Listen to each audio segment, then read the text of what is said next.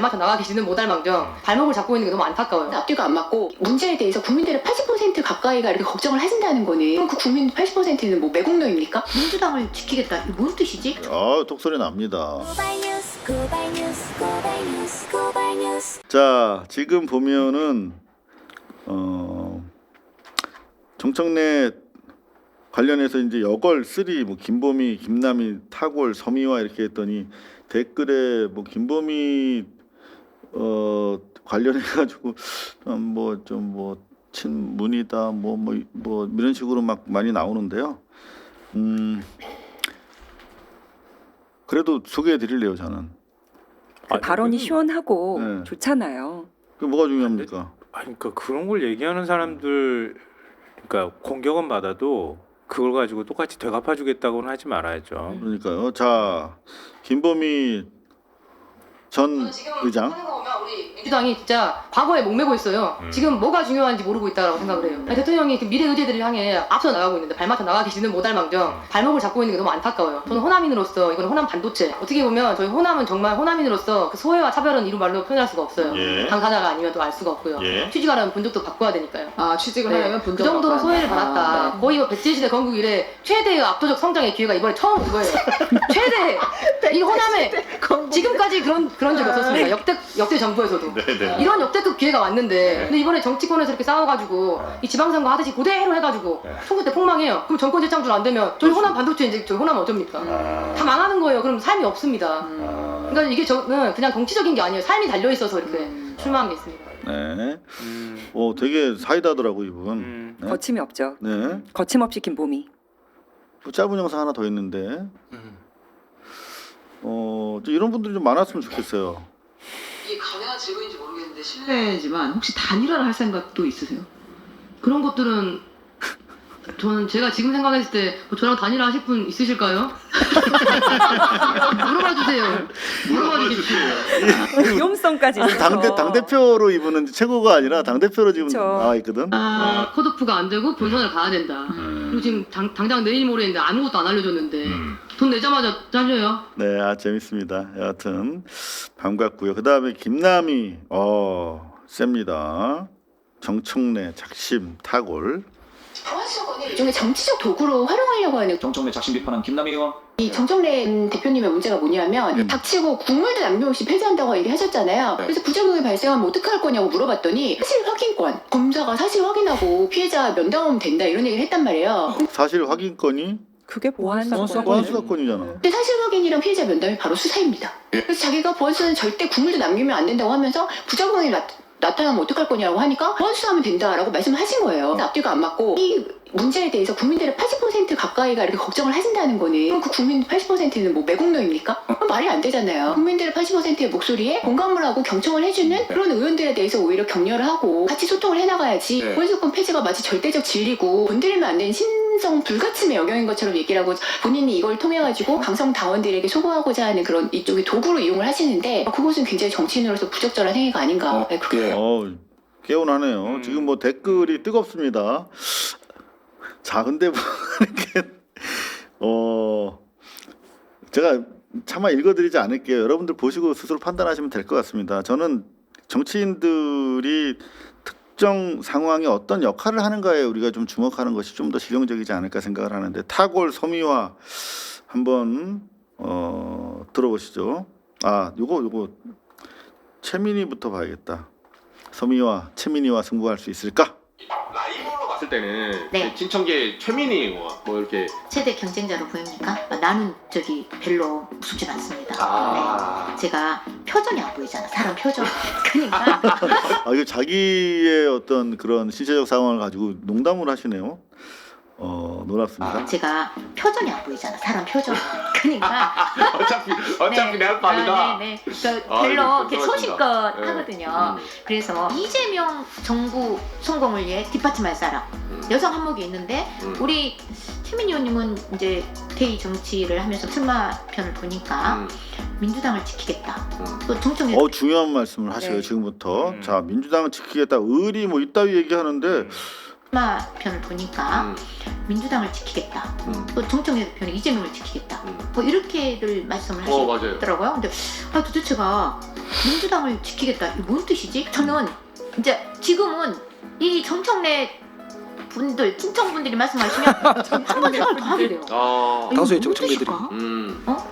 지금 다 이재명 정부 성공을 위해 뒷받침하겠다고 발언하고 있거든요. 아, 그렇죠. 네, 그것이 너무 아쉬웠기 때문에. 당이 아니라 이재명 정부를 얘기하죠. 그렇죠.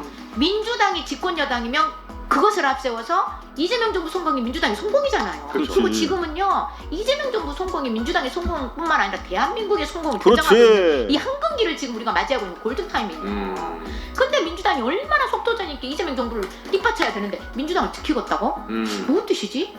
지금 지키겠다는 뜻인가? 이재명 대통령을 지키겠다고? 아니, 이재명 대통령을 왜 지켜주실 이유 없어요. 이재명 대통령 너무 잘하고 계세요. 네. 국민들 지지율 민주당보다 훨씬 높아요.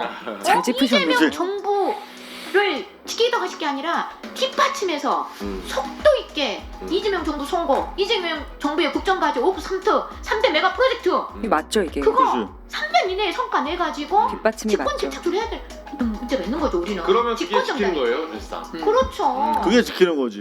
아, 독소리 납니다. 근데 아까부터 궁금했던 게 네. 정청래 전 대표랑 김용민 의원이랑 또 우리 최민희 의원 등등 그 정청래 분들이라고 서미아 의원이 말씀하시는 그분들은 한 몸이니까. 검찰 수사를 한 번도 혹시 안 받아보셨나 뭐 여쭤보고 싶어요. 수사관한테 전화 와서 검사님 면담하고 싶어 하십니다 하면 면담하고 오고 그 다음번 재판에 가보면 수사 기록에 적혀 있어요. 영상도 녹화가 돼 있고. 그래서 수사 확인권이 왜 보안 수사인지 구별이 안 되시나 혹은 밑에서 같이 정책이나 법안 준비해주는 보좌관분들이 말씀을 안 해주시나 그리고 법사위원장이셨잖아요.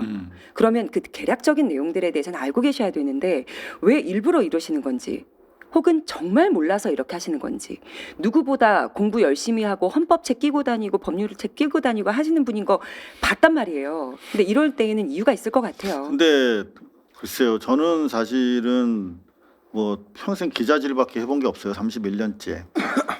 대부분의 지금 현역 정치인들은 제가 MBC 기자로 뭐 솔까말 잘 나갈 때 정치 안 하시던 분들이에요. 그냥 보좌관이나 비서관 하시거나 그랬던 분들이에요. 그냥 박지원 정도만 그 당시에 비서실장, DJ 비서실장에서 저랑 싸웠어요 그때.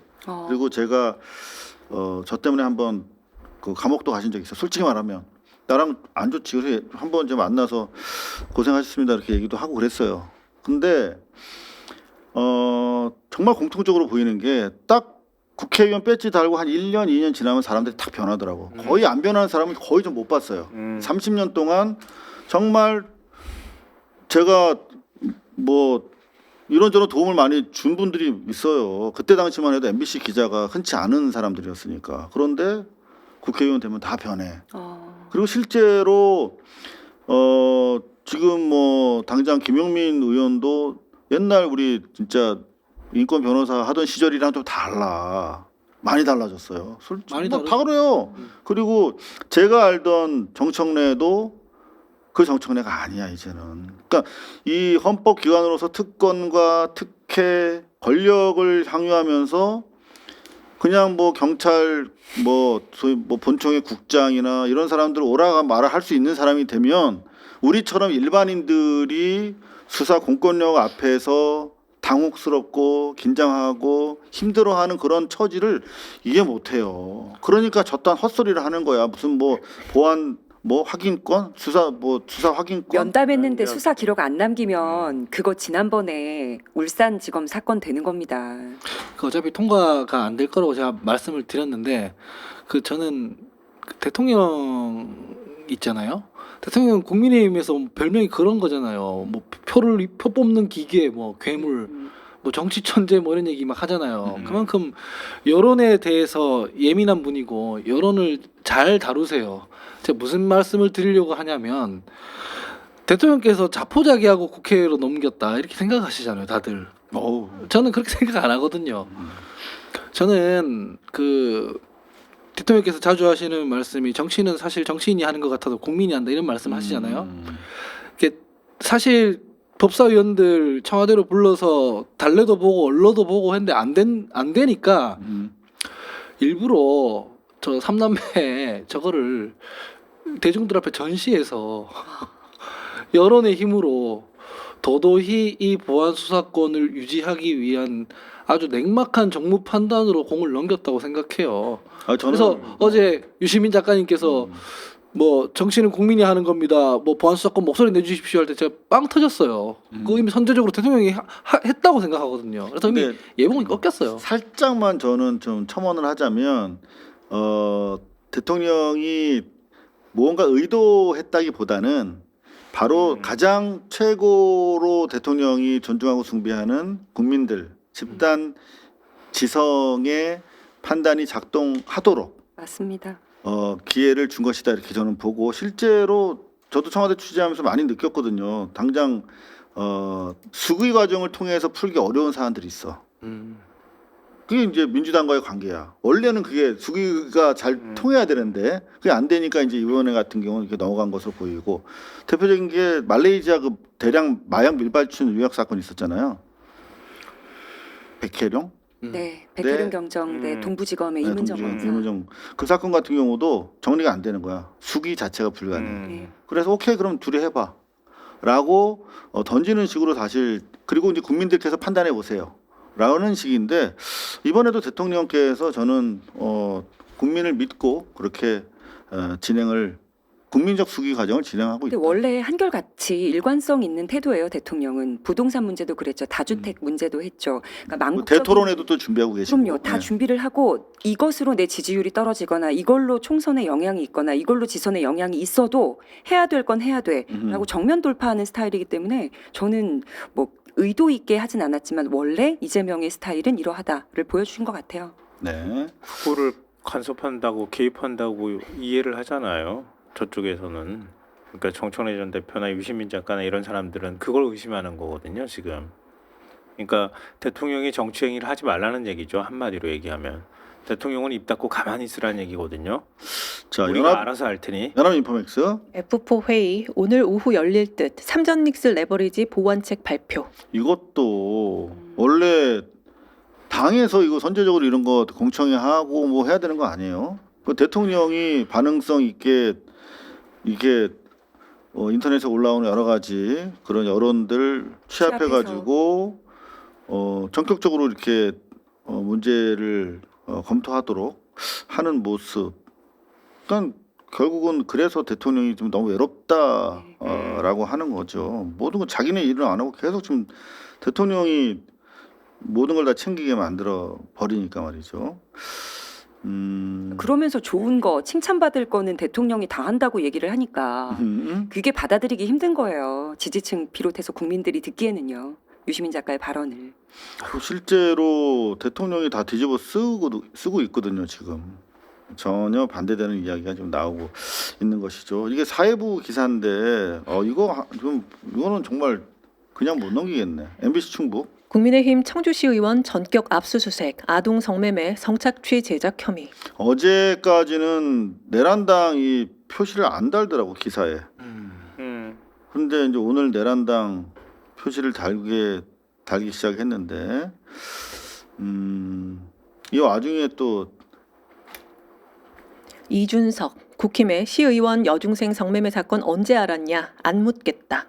이 맥락이 뭐냐면 정의한 관련해 가지고 지금 내란당에서 공격받으니까 이런 식으로 또 이상하게 말을 비꼬아서 얘기하는데 어찌됐든 간에 상당히 좀 심각한 사안으로 보입니다. 근데 공천 과정에서 네. 혹은 후보들 중간에 다 평가하는 부분이 있잖아요. 당내 시스템이 있을 거고 네.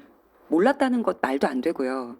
이건 민주당도 마찬가지고 조국혁신당도 마찬가지고 처음에 평가하는 자리에서 이 사람 경선 올릴 때 이거 정보 없었겠나요? 알면 알 수 있잖아요. 알고도 넘어갔을 수 있는 상황이라고 저는 생각을 해요. 일단 요걸 보면 몰랐을 수도 있겠다는 생각은 들어요. 여기 보시면은 MBC 보도에 따르면 시의원 아동 성매매 혐의 신분 숨기고 경찰 조사. 그 본인이 숨겨버리면 알긴 어려울 수도 있겠다. 심지어 이런 놈이더라고 보니까. 아동 성매매 혐의 청주시 의원 경찰 수사 중 지선 출마. 수사 중에 자기 뽑아달라고 출마해. 킥스를 열어보면 네. 이런 내용들을 알 거고, 그리고 경찰서에 처음에 후보 등록하기 전에 내 전과 기록들도 떼어서 내야 돼요. 그럼 킥스가 있으나 마나한 게 여기서 드러나는 거 아닙니까? 입건 기록까지 수사에 나오나? 들어간 상황이니까 그것까지 나오지는 않을 것 같고요. 수사 제가 입건됐습니다 보니까. 하면 나와요. 근데 입건 이거는 그런 방식으로 거르는 게 아니라 경찰 정보는 뭐 그냥 허수아비로 있는 거예요. 그러니까 다 빠삭하게 아는 거예요. 이 지역에서는. 예? 시의원이나 이 정도 되는 사람이 경찰에 와가지고 조사를 받아요. 근데 그냥 혐의도 아니고 성폭력과 관련되는 혐의예요. 그거를 파악을 못했다고요, 경찰이? 그럼 말도 안 되는 얘기고요. 그걸 파악했다고 하면 그걸 국민의힘이 몰랐다고요. 제가 볼 때는 그것도 말이 안 되는 얘기예요. 일반적으로 볼 때는. 자 경찰 기사 하나만 더 볼게요. 이 대통령 가덕도 피습 사건 TF 테러 배후 없어. 이 셀프 하명 수사 6개월 헛심. 야, 이게 지금 보면은 이제 국가 공인 1호 테러로 규정이 되고 검경이 태스크포스를 만들어서 이제 테러 사건을 수사한 건데, 야, 이 대한민국 경찰이 수사는 주도했거든요. 테러 배후가 없다라고 발표를 했습니다. 근데 이거 테러 지정 안 한 쪽은 송치되지 않았나요? 그 사건은 이제 그 절차상의 문제, 그거는 이제 안기부 직원 3명 등 해서 이제 사법 처리가 들어갔는데, 정작 이제 배후에 대해서 수사를 해야 되는데, 기본적으로 워낙 이제 이게 오랫동안 사실상 암장되어 온 경찰 내부의 조직적인 사건이잖아요. 당장 현장 보존 자체부터 안 된 부분, 물 청소하고. 그렇죠. 쉽지 않을 거라고 생각을 했는데 정말 실망스럽다. 이런 경찰에 어떻게 수사권을 맡기느냐 걱정된다. 이런 또 우려가 많이 제기가 되고 있습니다.